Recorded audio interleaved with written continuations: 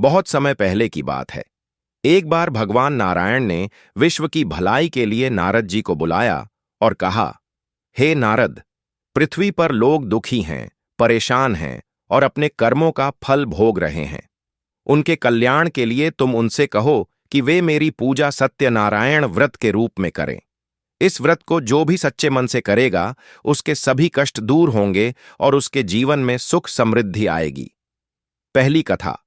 गरीब ब्राह्मण की कथा। काशी नगरी में एक गरीब ब्राह्मण रहता था। वह भीख मांगकर अपना जीवन चलाता था। एक दिन नारद जी ने उससे कहा, सत्यनारायण, भगवान का व्रत करो, तुम्हारे दुख दूर होंगे। ब्राह्मण ने श्रद्धा से व्रत किया। कुछ ही दिनों में उसके घर में धन धान्य बढ़ने लगा। उसके दरिद्रता के बादल छोंट गए। लोगों ने उसमें भगवान की कृपा स्पष्ट देखी। दूसरी कथा। व्यापारी सुबंधु की कथा। एक बार सुबंधु नाम का एक व्यापारी धन के लिए बहुत दुखी था। ब्राह्मण ने उसे सलाह दी, भगवान सत्यनारायण का विधि विधान से व्रत करो। सुभद्र ने व्रत किया और उसके सभी व्यापार सफल होने लगे।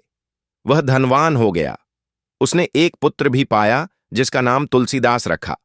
वर्षों बाद जब वह व्यापार के लिए समुद्र यात्रा पर गया, वहां के राजा ने उसे चोरी के झूठे आरोप में कैद कर लिया। उसकी पत्नी लीलावती और पुत्र भीषण दुख में भगवान से प्रार्थना करते रहे। उन्होंने पुनः सत्यनारायण व्रत किया। भगवान की कृपा से व्यापारी बंधन से मुक्त हुआ और सब सुखी हो गए। तीसरी कथा। राजकुमार की कथा। एक राजा ने भी भगवान का व्रत किया और उनकी कृपा से उसे संतान प्राप्त हुई। एक बार राजा अपने व्रत का फल भोगते हुए प्रभु का भोग चढ़ाना भूल गया। उसी क्षण उसकी सारी संपत्ति लुप्त हो गई और जीवन में संकट आ गए।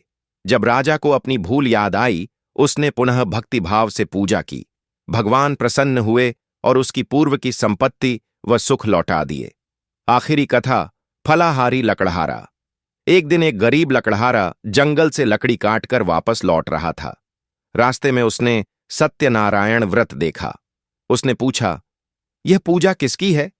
लोगों ने श्रद्धा से उसे समझाया। वह भी प्रतिदिन थोड़ा थोड़ा फल बचाकर भगवान का व्रत करने लगा। कुछ समय में वह भी समृद्ध और सुखी हो गया।